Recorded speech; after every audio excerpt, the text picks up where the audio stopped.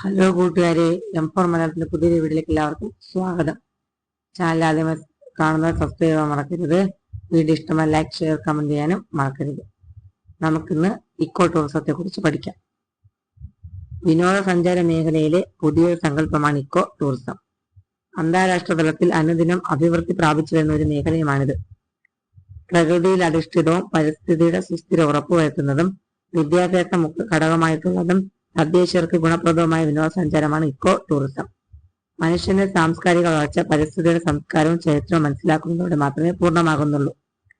പരിസ്ഥിതിയുടെ സംസ്കാരവും ചരിത്രവും മനസ്സിലാക്കാനുള്ള സഞ്ചാരമാണ് ഇക്കോ ടൂറിസം കൊണ്ട് ഉദ്ദേശിക്കുന്നത്.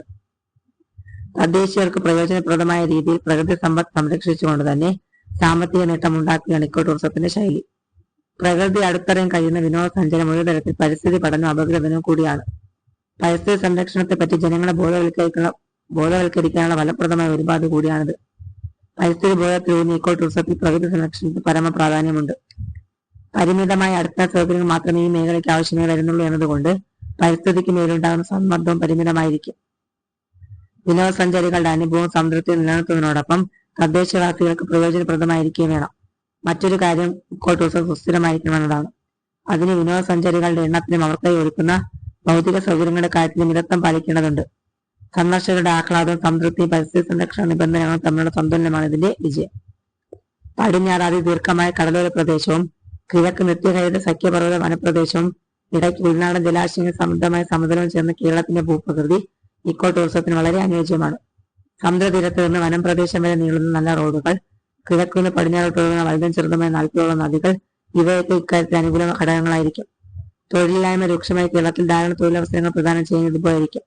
പക്ഷി നിരീക്ഷണം, ട്രക്കിംഗ്, മലകയറ്റം, വനത്തിനുള്ള ആന സവാരി, മുഖവളിയിലെയും ഏറുമാടത്തിന്റെ താമസം, കാന സഞ്ചാരം, മൃഗനിരീക്ഷണം ഇവയൊക്കെ ഇക്കോ ടൂറിസത്തിന്റെ പരിപാടികൾ ഉൾപ്പെടുത്താം. സംസ്ഥാനത്ത് 12ഓളം വന്യജീവി സങ്കേതങ്ങളും 2 ദേശീയ പാർക്കുകളുമുണ്ട്. ഇവയെ കേന്ദ്രീകരിച്ചുകൊണ്ട് ഇക്കോ ടൂറിസം ആസൂത്രണം ചെയ്യാവുന്നതാണ്. കേരളത്തിൽ ഇക്കോ ടൂറിസത്തിന് ഏറ്റവും കൂടുതൽ സാധ്യതയുള്ള സൈലന്റ് വാലി ദേശീയ പാർക്കാണ്.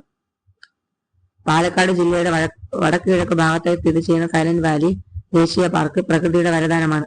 സയന്ത്രി വനമെന്ന് മഹാഭാരതത്തിൽ പരാമർശമുള്ള ഈ സങ്കേതത്തിലൂടെ ഒഴുകുന്ന കുന്തിപ്പുഴ അതിന്റെ പൗരാണികത്തെ സൂചിപ്പിക്കുന്നതാകാം.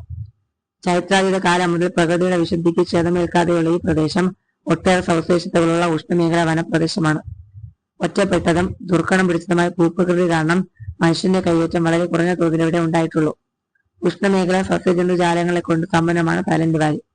പേര് സൂചിപ്പിക്കുന്ന പോലെ ഒരു നിശബ്ദ താഴ്വരയില്ല. പക്ഷിമൃഗാദികളുടെ ശബ്ദങ്ങൾ കൊണ്ട് സദാ മുഖരിതമാണ്. അപ്പം കേരളത്തിന് നല്ലൊരു വരുമാനം എന്താണ് ടൂറിസത്തിലൂടെ ലഭിക്കുന്നതാണ്.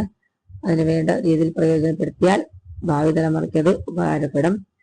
അപ്പോൾ പിന്നെ മറ്റൊരു വീഡിയോയുമായി കാണുന്നവരെ ബായ്.